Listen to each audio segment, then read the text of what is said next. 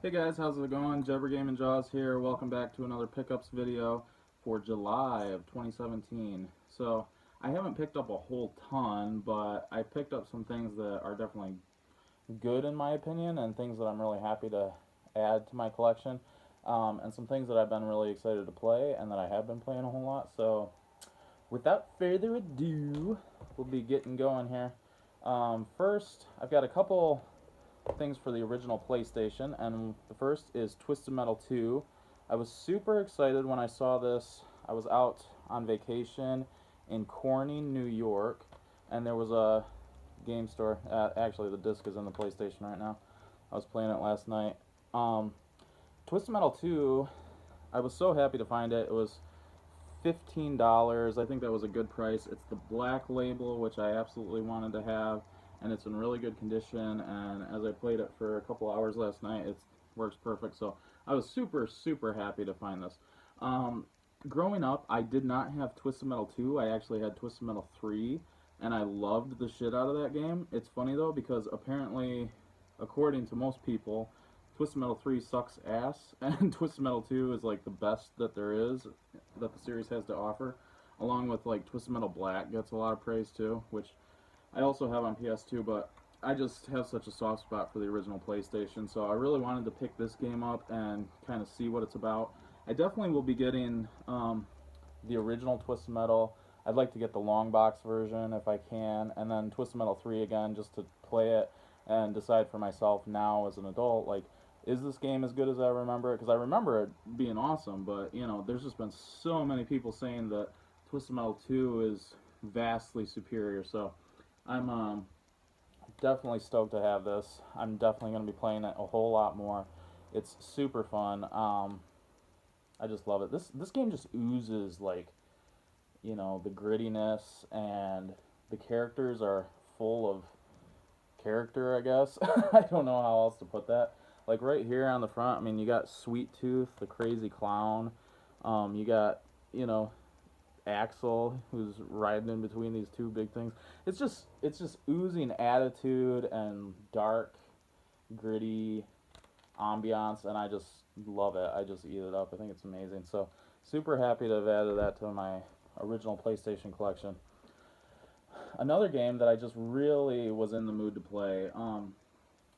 A lot of times I've been playing a lot of heavy RPGs lately, JRPGs.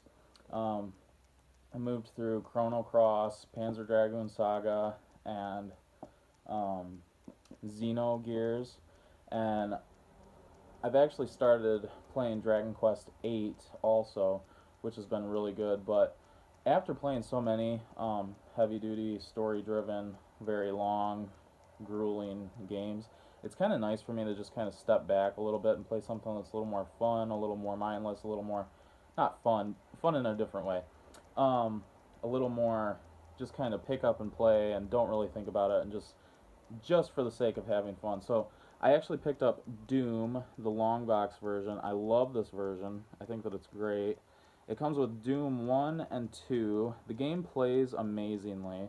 I think this is just absolutely sweet. Look at this amazing booklet. Man, that's a freaking booklet. That is just gorgeous. I was really happy when I got this. I just think it's amazing.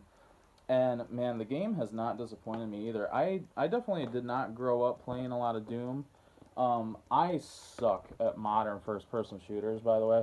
Like the last first person shooter that I played and was any good at was GoldenEye 007 on the N64. So obviously, like, this is just way more my speed. I am just super having a lot of fun with this. I've made it through quite a bit of the first game, and I'll be playing Doom 2 next. And man, it's just a blast. And you can just crank the difficulty up to whatever level suits you. And you know what I like too about first person shooters, I like them when there's just tons of enemies coming at you. Um, I like it to be more like, run and gun, very much like fast paced action. I tried playing 007 GoldenEye, the one player campaign. I still think that the multiplayer is amazing, but man, the one player, it honestly is very lacking.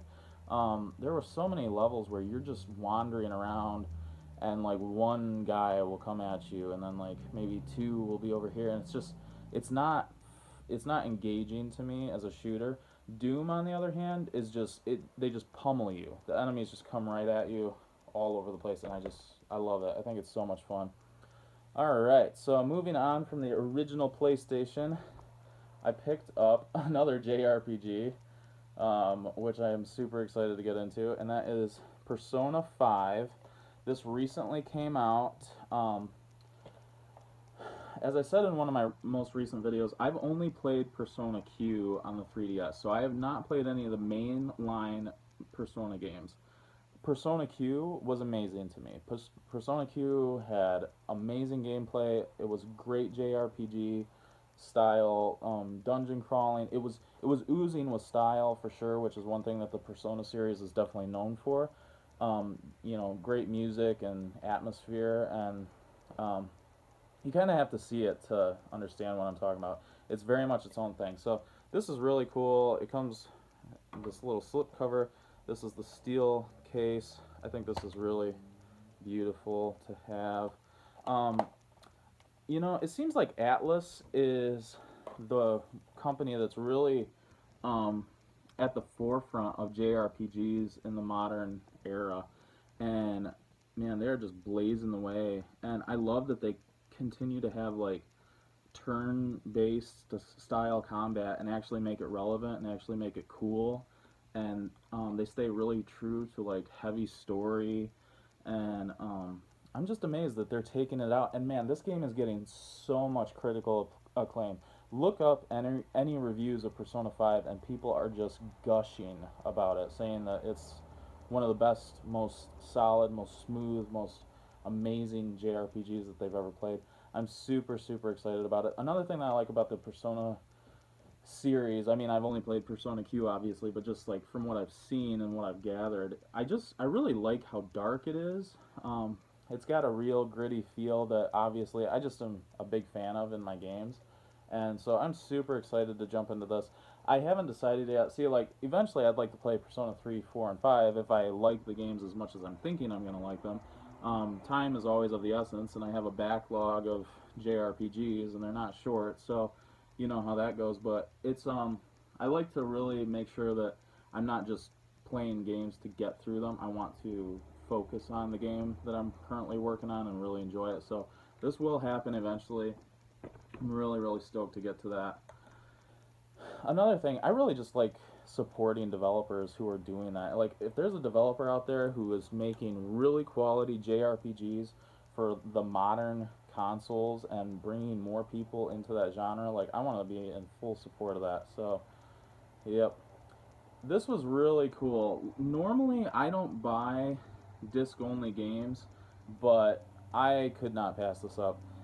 Here we have Nights into Dreams for the Sega Saturn, and this is the not for resale copy. It actually does come with the back, but that's all. It doesn't come with the CD front or booklet. So, yeah, this is super, super awesome. Again, it says not for resale. I have wanted to play this game for such a long time. I've always just planned that I would buy the full version of it with the 3D controller, and I probably will still do that at some point, but I could not pass up a $5 copy of this. Even on eBay, like disc-only copies, they go upwards of like $20. So that was a super good steal, I thought. All right, one game that I picked up. I actually picked up Zelda Ocarina of Time for the 3DS. The reason that I bought this, I have the game already, but I wanted the case, and I wanted the original case. I didn't want the greatest hits version, which is very plentiful and very, you can get it pretty much anywhere, but this you don't see very often. I was really happy when I walked into the store and saw this. It was the same price as the greatest hits versions, or, no case version.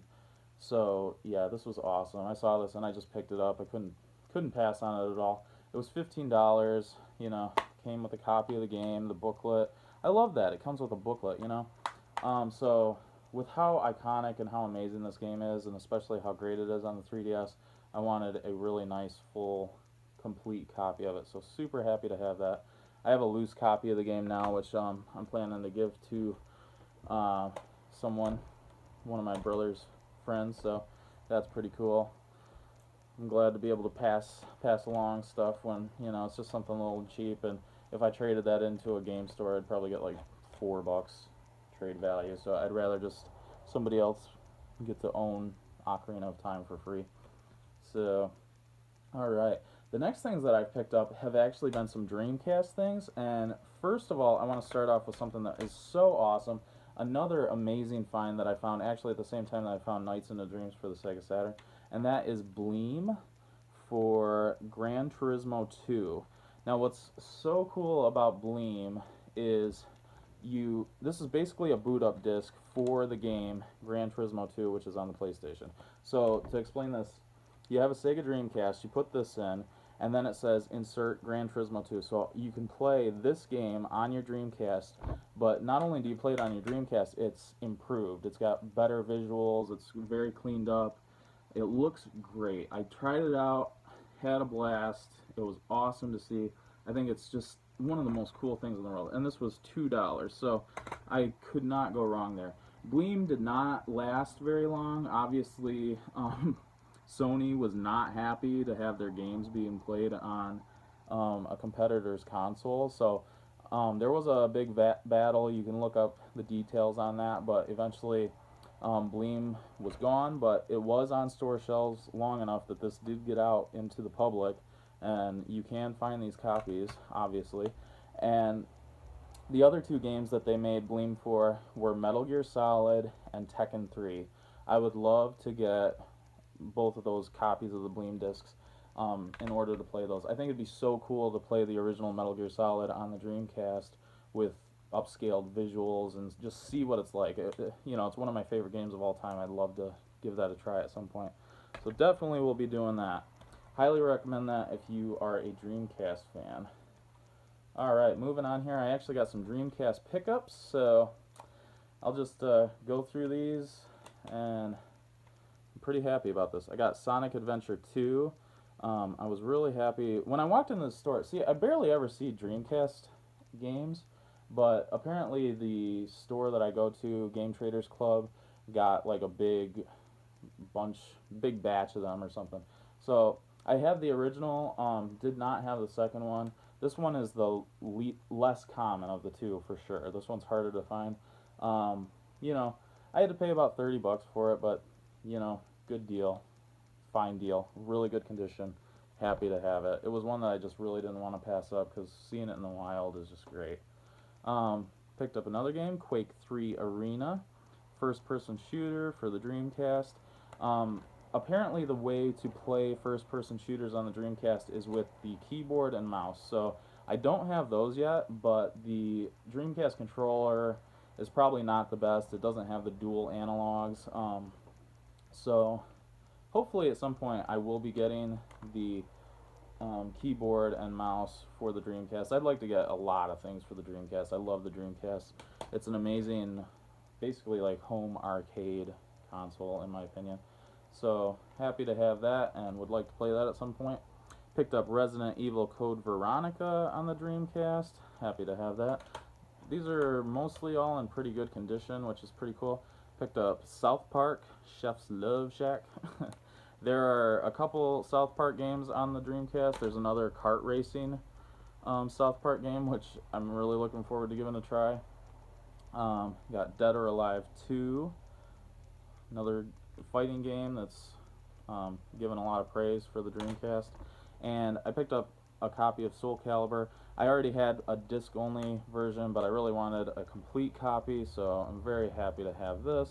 Comes complete, wonderful, and I don't know if I'll just keep the other disc, or maybe if I stumble across a budding Sega Dreamcast fan, maybe I'll just pass it along to them and let them have it for free or something, or maybe like a small trade. So yep, pretty cool. So those are my pickups recently. Not a whole lot again, but still a lot of quality, I would say, and games that I'm really excited about and that I'm having fun playing. Alright guys, hope you guys are doing well. Take it easy.